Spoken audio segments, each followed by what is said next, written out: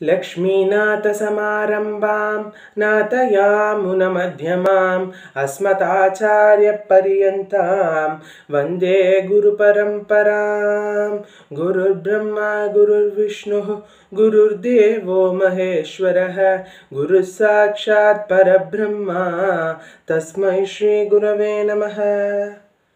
ஸ்ரீயப்பதியான எம்பெருமானுடைய பரம அனுகிரகத்தினாலும் குரு கிருபையினாலும் ஆழ்வார்களுடைய திவ்ய சரித்திரத்தை சிரவணம் செய்து கொண்டிருக்கிறோம். அதில் முதலாவதாக ஓர் அறிமுகம், அதற்கடுத்து நாதமுனிகளுடைய திவ்ய சரித்திரம் பார்த்தோம். இப்போது முதல் 3 ஆழ்வார்களில் இருந்த ஆழ்வார்களுடைய சரித்திரத்தை சிரவணம் செய்ய தொடங்குகிறோம். இன்றிலிருந்து முதல் 3 ஆழ்வார்களுடைய சரித்திரத்தை இன்று சிந்திக்க உள்ளோம். இந்த முதல் 3 ஆழ்வார்கள் அப்படின்னு சொல்கிறச்சே அவள்லாம் காமர்ஸ் அக்கௌண்டன்சி மாதிரி. இந்த காமர்ஸையும் அக்கௌண்டன்சியும் பிரிக்கவே முடியாது. படிக்கிறவா சேர்ந்தே தான் படிக்கணும். பேச்சுலர் ஆஃப் காமர்ஸ்னு உண்டு, அதுலேயே அக்கௌண்டன்சி வந்துடும். அந்த மாதிரி தான் பேச்சுலர் ஆஃப் அக்கௌண்டன்சின்னு தனியாக கிடையாது. காமர்ஸ் படிக்கிறச்சா அக்கௌண்ட்ஸை கம்பல்சரியாக படிச்சாகணுங்கிறது மாதிரி இந்த முதல் 3 ஆழ்வார்களையும் சேர்ந்தே தான் சிரவணம் பண்ண முடியும், பிரித்து முடிச்சு பண்ணவே முடியாது. ஏன் அப்படின்னு பார்த்தா இவா 3 பேரும் சமகாலத்தவர் அப்படிங்கிறது ஒரு ரீசனாக இருந்தாலும் இவா 3 பேருக்குமே பெருமாள் சேர்ந்து இந்த 3 பேருக்குமே சேர்த்து ஒரு இடத்துல ஒரு மிகப்பெரிய தரிசனத்தை கொடுத்துருக்கார். அந்த தரிசனம் தான் இவ 3 பேருக்குமே ரொம்ப முக்கியமான தரிசனம் அப்படின்னு சொல்லப்படக்கூடியது. அதனாலேயே சம்பிரதாயத்திலே முதல் ஆழ்வார்கள் அப்படின்னு சொல்லி இந்த 3 ஆழ்வார்களை சொல்றது உண்டு. ஏன்னா இவ 3 பேருக்கும் பெருமாள் ஒரே இடத்துல ஒரு அற்புதமான அதிசயமான ஒரு தரிசனத்தை கொடுத்துருக்கார். இந்த 3 பேருமே சமகாலத்தவர் அப்படின்னு சொன்னேன். இந்த 3 பேருமே எப்பேற்பட்டவர்கள் அப்படின்னு பார்த்தா யோனிஜர் அப்படின்னு சொல்லப்படக்கூடிய ஒரு பதம் உண்டு. அதாவது யோனி அப்படிங்கிறது நம்மளை போன்ற சாமானியர்கள் ஒரு தாயுடைய வயிற்றில் இருந்து பிறக்கக்கூடியது, யோனி மூலமாக பிறப்பது என்று சொல்லப்படும். ஆனால் யோனிஜர் அப்படின்னா இப்போ இங்கிலீஷ்லலாம் சாட்டிஸ்ஃபைடு அன்சாட்டிஸ்ஃபைடுன்னு சொல்கிறோம் இல்லையா, அந்த அன்னுன்னு போட்டால் அந்த வார்த்தை நெகட்டிவாக மாறிடுது இல்லையா, அந்த மாதிரி தான் யோனியால் பிறந்தவர்களை யோனிஜர் என்றும், யோனிஜர் அப்படின்னா யோனியால் பிறக்காதவர்கள், அதாவது ஒரு தாயுடைய கர்ப்ப சம்பந்தம் இல்லாமல் தோன்றியவர்களை யோனிஜர் என்றும் சொல்வார்கள். அப்படி யோனிஜராக பிறந்தவர்கள் தான் இந்த 3 ஆழ்வார்களுமே. இந்த 3 ஆழ்வார்கள் யார் அப்படின்னு பார்த்தா பொய்கை, பூதம், பேய். அதாவது பொய்கை ஆழ்வார், பூதத்தாழ்வார், பேயாழ்வார் அப்படின்னு சொல்லப்படக்கூடிய இந்த 3 ஆழ்வார்கள். இவாளுடைய ஜனனம் எப்படி இருந்தது, இவா எப்படி பெருமாள்கிட்ட வந்தா, எப்படி பெருமாள் இவர்களுக்கு தரிசனம் தந்தா அப்படின்னு பார்த்தா முன்னாடியே சொல்லியிருந்தேன். இந்த ஆழ்வார்கள் எல்லோருமே பெருமாளுடைய பஞ்சாயுதங்கள், பெருமாளுக்கு சேவை செய்யக்கூடிய நித்தியசூரிகளுடைய அம்சமாக இந்த பூலோகத்தில் பிறந்தார்கள் அப்படின்னு. இதில் முதல்ல பொய்கை ஆழ்வாரை பார்ப்போம். பொய்கை ஆழ்வார் எப்படி ஜனனம் செய்தார் அப்படின்னு பார்த்தால், பொய்கை ஆழ்வார் திருவோண நட்சத்திரத்திலே திருவெக்கா அப்படின்னு சொல்லக்கூடிய காஞ்சிபுரத்திலே இருக்கக்கூடிய திவ்ய தேசம். அந்த பெருமாளுக்கு சொன்ன வண்ணம் செய்த பெருமாள் அப்படின்னு பேரு. சம்ஸ்கிருதத்துல யதோக்தஹாரிய யுக்தஹாரி யதோக்தஹாரி அப்படின்னு சொல்றது உண்டு. அதாவது சொன்னதா அப்படியே அந்த பெருமாள் செஞ்சிருவார், அதனால சொன்ன வண்ணம் செய்த பெருமாள்னு பேரு. அந்த யதோக்தகாரியான பெருமாள் திருவெக்கா சன்னதியில எழுந்தருளி இருக்கக்கூடிய பெருமாள் அவருடைய அந்த திவ்ய கஷேத்திரத்திலே சித்தாதி வருஷம், அதாவது தமிழ் வருஷங்கள் உண்டு இல்லையா, அதுல சித்தாதி வருஷத்துல ஒரு சுக்லபக்ஷ அஷ்டமி திதியிலே தாமரை மலர், ஒரு பொய்கை, ஒரு குளத்துல இருக்கக்கூடிய தாமரை மலரில் இருந்து அவதாரம் செய்தவர் இந்த பொய்கை ஆழ்வார். இவர் யாருடைய அம்சம் அப்படின்னு பார்த்தால் பெருமாளுடைய பாஞ்சஜன்யம் என்ற சங்கு இருக்கு இல்லையா, அந்த சங்குடைய அம்சமாக பிறந்தவர் தான் இந்த பொய்கை ஆழ்வார் அப்படின்னு சொல்லப்படுறது. பொய்கையில் இருந்து பிறந்தமையால் பொய்கை ஆழ்வார் அப்படின்னு சொல்லப்படுறது. கமலம், தாமரையில் இருந்து உதித்தவர். ஒரு குளத்துல, அந்த திருவெக்கா குளத்துல இருக்கக்கூடிய தாமரை உதித்தார். ஆகையால் பொய்கை ஆழ்வார் அப்படிங்கிற திருநாமம் பெற்றார். பெருமாள் மேலே அதீத பக்தி கொண்டு பெருமாளை பத்தி சிந்திச்சுண்டு பெருமாளை பத்தியே லயிச்சு போய் இருந்து பெருமாளை பத்தியே பாடின்னு இருந்தார். அப்படியே பாடின்னு இருந்தவர் ஒரு காலகட்டத்திலே திருக்கோவிலூர் அப்படிங்கிற திவ்ய தேசத்திற்கு பெருமாளை சேவிப்பதற்காக சென்றார். சரி, இதோடு நிறுத்துவோம். அடுத்த ஆழ்வாரை பார்ப்போம். அடுத்த ஆழ்வார் யார் அப்படின்னு பார்த்தா பூதத்தாழ்வார். பூதத்தாழ்வார் எப்போ பிறந்தார் அப்படின்னு இந்த முதல் 3 ஆழ்வார்களை பற்றி பேசுகிறச்சு இன்னொரு முக்கியமான விஷயம்.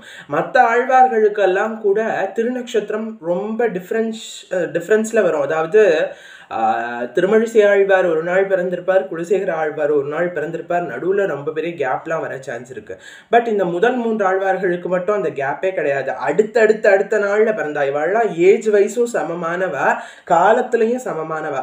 அதாவது எப்படின்னா பொய்கை ஆழ்வார் அஷ்டமினா பூதத்தாழ்வார் நவமி, அப்புறம் பேயாழ்வார் தசமி, அப்படியே அடுத்தடுத்த நாளில் பிறந்த. அதனால தான் முதல் ஆழ்வார்கள் திருநக்ஷத்திரமும் சேர்ந்து முதல் கண்டினியூஸாக 3 நாள் கொண்டாடப்படும். அதுவும் ரொம்ப இம்பார்ட்டண்ட்டான விஷயம். வேறு எந்த ஆழ்வார்களுக்கும் இல்லாத ஒரு யூனிக்கான பர்சனாலிட்டி, ஒரு யூனிக்கான கேரக்டரிஸ்டிக், ஒரு தனித்துவம் அப்படின்னு சொல்லலாம் இந்த முதல் 3 ஆழ்வார்களுக்கு மட்டும். இப்போ பூதத்தாழ்வார் எப்போ பிறக்கிறார் அப்படின்னா திருவோணத்துக்கு அடுத்த நட்சத்திரம் அவிட்டம். அவிட்ட நட்சத்திரத்தில் மாமல்லபுரம் திவ்ய தேசம். நிறைய பேருக்கு மாமல்லபுரத்தை டூரிஸ்ட் ஸ்பாட்டாக தான் தெரியறத பார்த்தா மாமல்லபுரம் ஒரு மிகப்பெரிய திவ்ய தேசம். மாமல்லபுர திவ்ய தேசத்திலே நவமி திதியிலே அதே சித்தார்த்தி வருஷத்திலே பிறக்கிறார். அவர் மாதவி பூ அப்படின்னு சொல்லக்கூடிய ஒரு பூ, அந்த பூவில் இருந்து பிறக்கிறார். ஸோ இவாள்லாம் பூவிலிருந்து பிறக்கிறதுனால தான் இவாளுக்கு யோனி சம்பந்தம் இல்லைங்கிறதுனால தான் இவாளை யோனிஜர் அப்படின்னு சொல்கிறோம். அயோனிஜர் அப்படின்னு சொல்வது உண்டு வேகமாக சொல்கிறச்ச. அந்த அயோனிஜராக பிறந்திருக்கா அப்படின்னா ஏன் காரணம் அப்படின்னு பார்த்தா மாதாவுடைய அந்த கர்ப்ப சம்பந்தம் இல்லாமல் பிறந்தவர்கள்.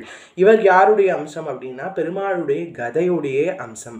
வனமாலி கதி ஷார்ங்கி சங்கி சக்ரி சனந்தகி அப்படின்னு விஷ்ணு சஹஸ்ரநாமத்தில் வருது இல்லையா, அந்த கதையுடைய அம்சமாக பிறந்தவர் பூதத்தாழ்வார்.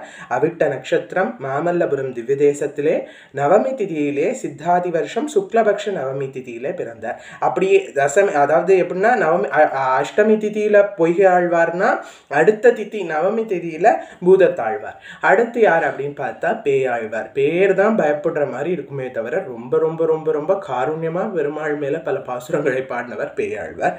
இவர் பெருமாளுடைய வாளுடைய அம்சமாக பிறந்தார் அப்படின்னு சொல்லப்படுறது. சதய நட்சத்திரம் அதே தான் கண்டினியூஸாக வரும்னு சொன்னேன் இல்லையா. நவமினா லாஸ்டாக பிறந்த ஆழ்வார் யாருன்னா பூதத்தாழ்வார். அவர் நவமி திதி, இவர் தசமி திதி. தசமி திதியிலே ஜென்மம் செய்தார். சித்தாதி வருஷம் அஷ்டமி சுக்லபக்ஷ நவமி திதியிலே சுக்லபக்ஷ தசமி திதியிலே அவதாரம் செய்தார். இவர் ஒரு செவ்வழி அப்படின்னு சொல்லக்கூடிய ஒரு நீரில் இருக்கக்கூடிய ஒரு வகையான மலர். அந்த மலரில் கிணறுல எங்கே அப்படின்னு பார்த்தா மயிலாப்பூரில் இருக்கக்கூடிய ஒரு கிணற்றில் இருந்து அவதாரம் செய்தார் அப்படின்னு சொல்லப்படுறது. இந்த 3 ஆழ்வார்களுமே அயோனிஜராக அப்படியே மலரில் இருந்து அவதாரம் செய்தார்கள். பொய்கை, பூதம், பேய், இந்த 3 ஆழ்வார்களும் மலரில் இருந்து அவதாரம் செய்கிறார்கள். அதுவும் அடுத்த நாளில் அவதாரம் செய்கிறார். 3 பேருமே சமகாலத்தவர்கள். 3 பேருமே முன்ன பின்ன பார்த்துன்றதுலாம் கிடையாது. எங்கே இப்போ இருக்க மாதிரி கம்யூனிகேஷனாக இருந்தால் ஆழ்வார்கள்லாம் சேர்த்து ஒரு வாட்ஸ்அப் குரூப்பே ஆரம்பிச்சிருப்பா. பட் அந்த காலத்தில் அதெல்லாம் கிடையாது. சரி, ஒவ்வொருத்தரும் ஒவ்வொரு இடம். இவர் மயிலாப்பூர், ஒருத்தர் மயிலாப்பூர், இன்னொருத்தர் மாமல்லபுரம், ஒருத்தர் காஞ்சிபுரம் திருவக்கா.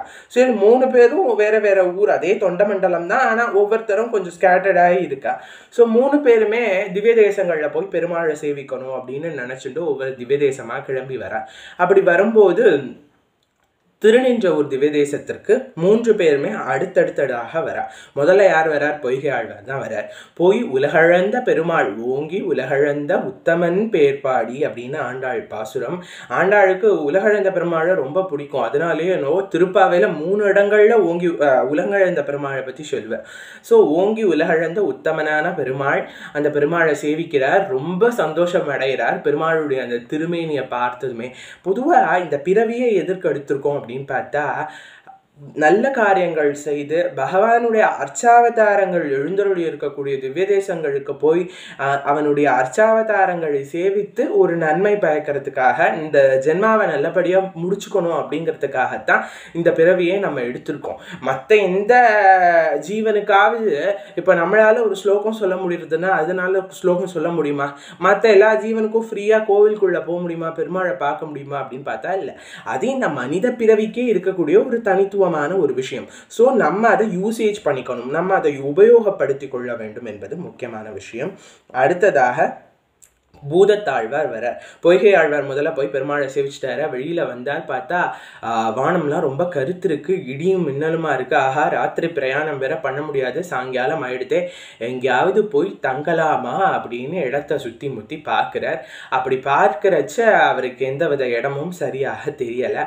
அதனால என்ன பண்றார் அப்படின்னு பார்த்தா, ஒருத்தர் எதிர்த்தாப்புல வரார். இப்போ போனால் நம்மளே விசாரிப்போம் இல்லையா, எங்கேயாவது இங்கே தங்கலாமா, அக்கம் பக்கத்தில் இடம் இருக்கா அப்படின்னு விசாரிப்போம் இல்லையா. இந்த மாதிரி ஒருத்தர் எதிர்த்தாப்புல வரார். அவர்கிட்ட, சுவாமி, அடியன் திருவுக்கா திவ்யதேசத்திலிருந்து வந்திருக்கேன், திருக்கோவிலூரில் இருக்கக்கூடிய பெருமாளை சேவிச்சுட்டேன், சந்தோஷம், ராத்திரி பிரயாணம் பண்ண வேணாமேன்னு பார்க்குறேன், இங்கே எங்கேயாவது தங்கலாமா அப்படின்னதும் அவர் யோசிச்சு பார்த்துட்டு, தூரத்தில் போனால் ஒரு ஆசிரமம் இருக்குது, அதுவும் ரொம்ப சின்ன ஆசிரமம் தான், அந்த ஆசிரமத்துடைய திண்ணையில் வேணால் இருக்கலாம், அங்கே நீங்கள் வேணால் கொஞ்சம் ரெஸ்ட் எடுத்துக்கலாம், அது ஒன்றும் ரொம்ப விஸ்தாரமாலாம் இருக்காது, உங்களுக்கு அந்த இடம் கொஞ்சோண்டு ஒரு இடம் இருக்குது, அதில் வேணால் நீங்கள் இருந்துக்கலாம் அப்படின்னு சொல்லிட்டு அவர் போயிட்டார். சரின்னு போகிறார் பொய்கை ஆழ்வார். பார்த்தா தூரத்தில் அதே மாதிரி ஒரு நல்ல ஆசிரமம். அந்த ஆசிரமத்தில் சரி, இந்த ஆசிரமத்தில் அந்த திண்ணையில் ராத்திரி படுத்து தூங்கிடலாம் அப்படின்னு சொல்லி முடிவு பண்ணுறேன். அந்த ஆசிரமம் எப்படி இருக்கும் அப்படின்னு, அந்த திண்ணை எப்படி இருக்கும் அப்படின்னா, அதில் ஒருவர் கிடக்கலாம், இருவர் இருக்கலாம், மூவர் நிற்கலாம். அதாவது கிடக்கலாம்னா கிடந்த சயனம்னு சொல்கிற மாதிரி, படுத்திருக்கலாம் ஒருத்தர் கொஞ்சம் விஸ்தாரமாக, இன்னொருத்தர் 2 பேராக வந்துட்டான்னா உட்காந்துருக்கலாம், 3 பேர் வந்துட்டாங்கன்னா நிற்கணும், 4வதாக ஒருத்தர் வந்தாலே நிற்க கூட முடியாது, அவ்வளோ கீழ்கடமாக இருக்கும் அந்த இடம். ஸோ இவர் ஒருவராக தானே இருக்கார், சரி நம்ம கிடக்கலாம் அப்படின்னு சொல்லி படுத்து தூங்குறார். அந்த காலத்தில் பண்ண ரொம்ப நல்ல காரியம் என்ன அப்படின்னு பார்த்தா, ஆற்றுல திண்ணை வச்சு வீடு கட்டுவா. இதற்கு மெயின் காரணமே பாகவதோத்தமாளுக்கு நமக்கே தெரியாமல் நம்ம ஒரு நல்ல காரியம் செஞ்சுட்டு இருந்தோம். அந்த திண்ணை வச்சு வீடு கட்டுற மெத்தட் எதுக்கு இருந்தது அப்படின்னு பார்த்தா, இன்றைக்கும் நம்ம தஞ்சாவூர் சைட்லாம் போனால் பார்க்குறோம் அந்த பழங்கால வீடுகள். இந்த மாதிரி பிரயாணிகளாக வரக்கூடியவர்கள், பெருமாளை சேவிக்க கோவிலாக வரக்கூடியவர்கள்லாம் தங்குறதுக்காக அந்த திண்ணையை அப்படியே அவள் யூஸ் பண்ணிட்டு மறுநாள் காலம்பரை எழுந்திரிச்சு போயிடுவா. அப்படி திண்ணை கட்டி வச்சிருக்கிறதுக்கு காரணம் அதுதான். அப்படி நம்மளே அறியாம பாகவதோத்தமர்களுக்கு ஒரு நல்ல ஒரு சத்காரியம் செய்து கொண்டு இருந்தோம். இப்போ என்ன பண்ணுறோம்னா, காம்பவுண்ட் வாழை ஏற்றி கட்டிடுறோம், பத்தாத குறைக்கு ஒரு நாயை வேற ஆற்று வாசலில் கட்டி போட்டுடுறோம். ஸோ நம்மளை விட்டால் நம்ம ஆற்றுக்குள்ளே யாருமே வரமாட்டா. ஸோ நமக்கு தெரிஞ்சே கூட நம்மளால் ஒரு சத்காரியமானது செய்ய முடியாது.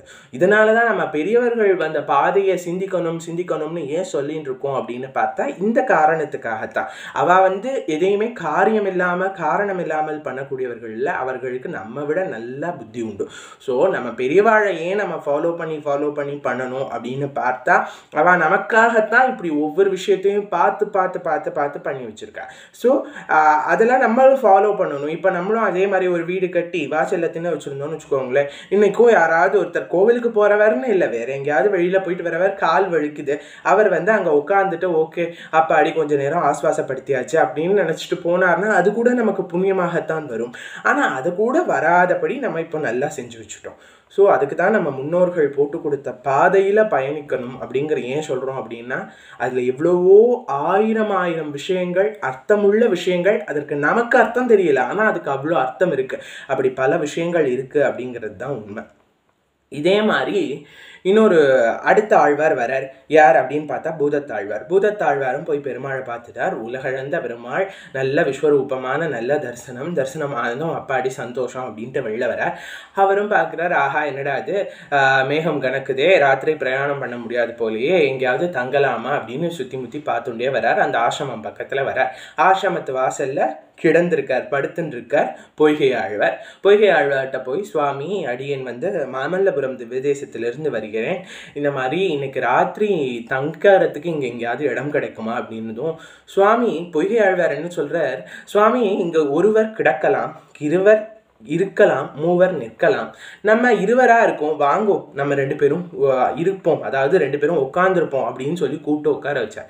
நம்மளா இருந்தால் என்ன பண்ணியிருப்போம், முதல்ல பொய்கை ஆழ்வார் நான் தானே முதல்ல வந்தேன், அதனால நான் இந்த இடத்த யாருக்கும் விட்டு தர மாட்டேன் அப்படின்னு சொல்லியிருப்பார். நம்மளா இருந்தால் அதுதான் நடந்திருக்கும். ஆனால் பொய்கை ஆழ்வார் அப்படி சொல்ல, ஆழ்வார் இல்லையா, அந்த அவளுக்கான அந்த சாத்வீகமான குணம் அவளுடைய இருக்கும். அதனால அவர் என்ன சொன்னார், வாங்க சுவாமி நம்மளும் சேர்ந்து இருக்கலாம் அப்படின்னு சொல்லி சேர்ந்து அமர வைத்துக்கொண்டார். அடுத்து பேயாழ்வார் வருகிறார். பேயாழ்வாரும் இதே மாதிரி பெருமாளை சேவிச்சாச்சு, வெளியில வரார். மேகம் கணக்குது. ஸோ என்ன பண்றதுன்னு தெரியல. அந்த ஆசிரமம் பக்கத்துல வர வந்ததும், சுவாமி அடியன் மயிலை திருமயிலை திவ்ய தேசத்திலேருந்து வரேன், அதனால் அடியனும் இங்கே கொஞ்சம் சேர்ந்து இருக்கலாமா அப்படின்னதும் பொய்கை ஆழ்வார் என்ன சொன்னார்னா, சுவாமி இங்கு ஒருவர் கிடக்கலாம், இருவர் இருக்கலாம், மூவர் நிற்கலாம், நம்ம 3 பேராக இருப்போம், வாங்க நிற்போம் அப்படின்னு சொல்லி 3 பேரும் சேர்ந்து நிற்கிறா. அந்த இத்தனோண்டு திண்ணையில் கொற்ற மழையில் 3 பேரும் சேர்ந்து நின்று கொண்டு இருக்கிறார்கள். அடுத்து என்ன ஆச்சு, பெருமாள் எப்படி தரிசனம் கொடுத்தார், 3 பேரும் எப்படி பெருமாளை ஆராதனை செய்தார்கள், பாசுரங்கள் பாடினார்கள் என்பதை அடுத்த நிகழ்ச்சியில் தெரிந்து கொள்வோம். அவனருளாலே அவன்தாள் வழங்கி அவனருளாலே அவன்தாள் வணங்கி ஆழ்வார்கள் திவ்ய சரித்திரம் இன்னும் தொடரட்டும். ஸ்ரீமன் நாராயணா. நன்றி.